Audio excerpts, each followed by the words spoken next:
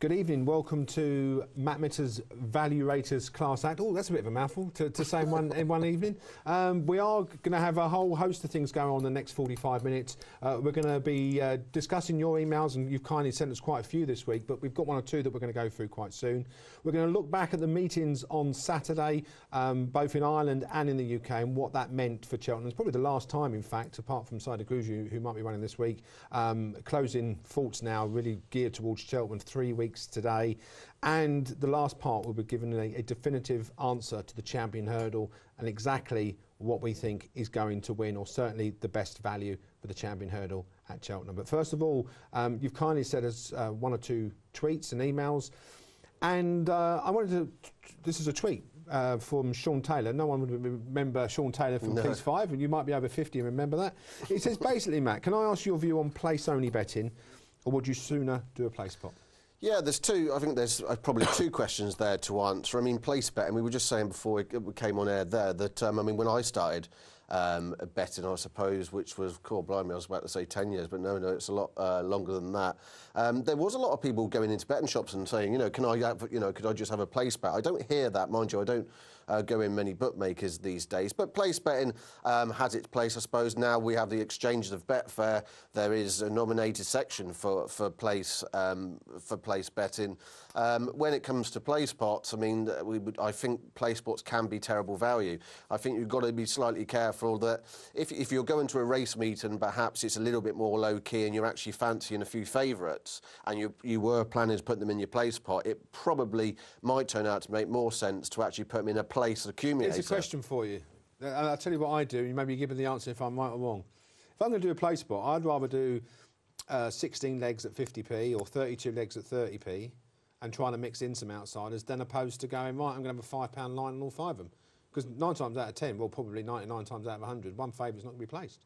No. And if it is, it's not worth doing. No, it's a very difficult, because it depends on the circumstance, it depends on the pool, and it depends on the meeting. By all means, if we're talking about like a Cheltenham festival, you know, by all means, and you can... I had the first 2 days last year. Did you? Yes, I did. Did you? Yeah. Did you? What did it pay?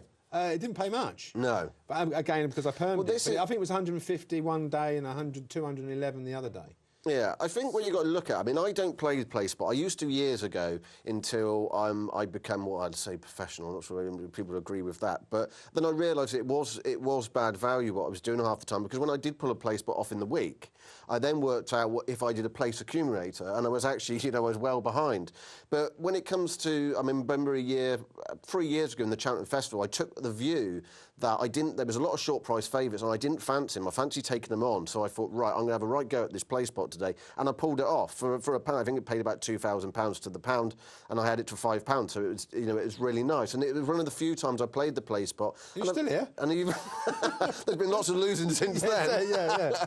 That's for sure. But yeah, I mean, the place pot, place pots are great if you're on the day out, and they are fun, you know. I'm looking at it as a more, my racing as more of an investment point of view. By all means, if you're going racing, you want a little of interest, then pay the place. But if you're a serious-minded person, all I would say with the place betting is that, especially with exchanges, just to be a little bit careful, and especially with, you can get some good value and backing in the place market, but I quite do find sometimes if you're an exchange player out there and you want to take on horses to bet that they're not to be placed, sometimes when you look at the odds you're laying them at, you think, you're laying over the odds. Here's a question for you, and you don't do this, and I don't do this anymore, but a lot of people do this.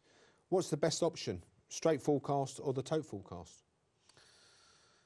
You just don't do it at all. No, I do, and I don't very. I mean, the last time I did one was in the St. Ledger. I only do when if you take a strong view. I'm not into multiple betting, and I'm not into really forecast these days.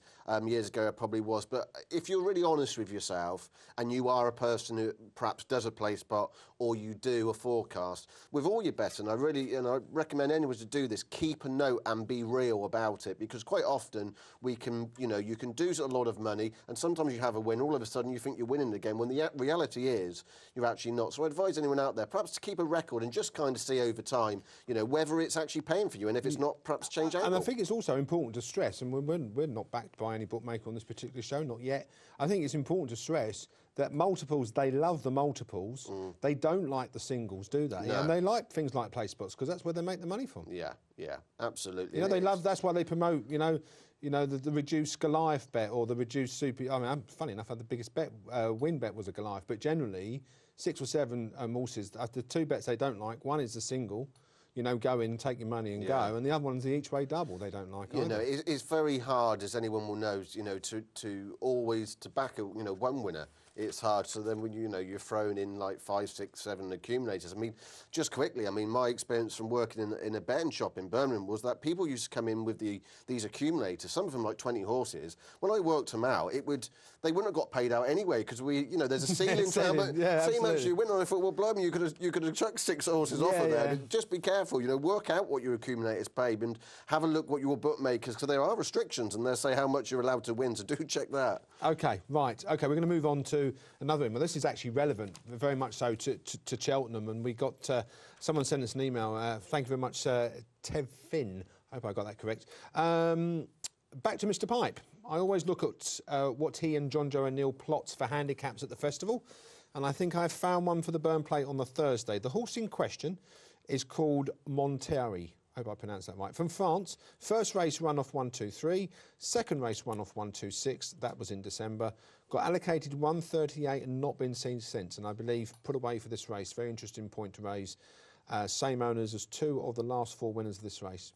Yeah, Balagonor and Solo Fleur. Yeah, good evening, Trevor. This is a fantastic email, and these are the ones that I really want over the weeks, because what this shows is there's a person there. We've got some working out now about it, and this horse wasn't on my radar at all, and thanks for pointing that out, because I think he really has spotted a horse here, and the horse quite rightly has come over from France. We've seen it twice in this country, David Pipe. It started off at Cheltenham actually over 2 miles on the old course on soft ground. Now, he didn't jump very well that day. He still managed to finish third. He was beaten 5 lengths. In the closing stages, he just really kept on at one pace. And then we've seen him again right at the end of the Hennessy Festival at Newbury and won that day. Now, he beat a horse. It was a Class 2 company, 2 mile 1 on soft ground. He beat a horse, a Solar Impulse.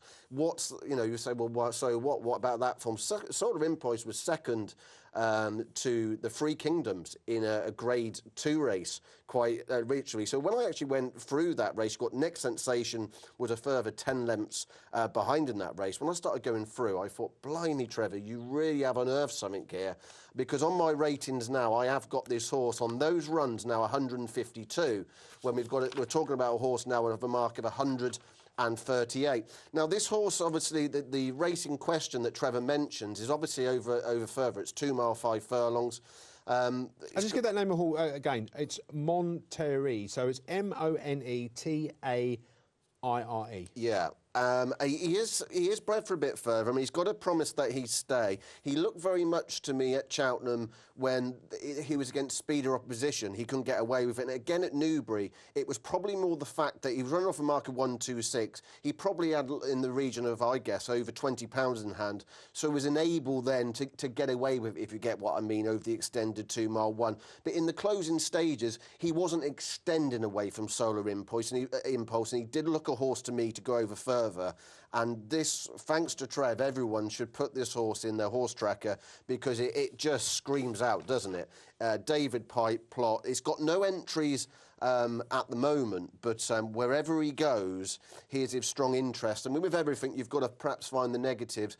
His jumping will have to be brushed up. You know, he did make that mistake at Cheltenham, and I noticed he didn't make a bad mistake at Newbury, a little bit untidy, but that wouldn't have gotten unnoticed by the Pipes, I'm sure. And as Trevor pointed out, and I must say, a fantastic email. And, you know, next week, next Tuesday, we will be having a good look at the Mares race. And what I'd ask people to do out there, if you fancy doing something similar, have a good look at the Mares race, make a case for some horse on some form lines, have a go. Email me, we'll have the contact details at the end of the show, and then just email me, and all the best one, we'll find the best one, we'll read it out, and this is what I like to see, people showing their working, and fantastic email. And again, thanks, Trev. So everyone, get that in the horse tracker, because whether or not it happened at Cheltenham Festival, I'm absolutely agree with Trevor. This horse is seriously well handicapped. Yeah, it might have to wait to Cheltenham later on in the year, maybe October, because Mr. Pipe is not immune to bring one out a year later, is he? It won't be in any rush. As we saw. Right, OK, fantastic. And thank you very much at home for sending us. There were more, it's just that we didn't have time to do all those. In fact, there were quite a few more. Yeah, quite a lot more. Right, OK, now obviously Saturday went by, we had Definitely Red, closing ceremony, Kitten Rock, and most importantly, Champagne Fever took on some horses in Ireland. What does that mean for Cheltenham? We'll be discussing that after the break. See you then.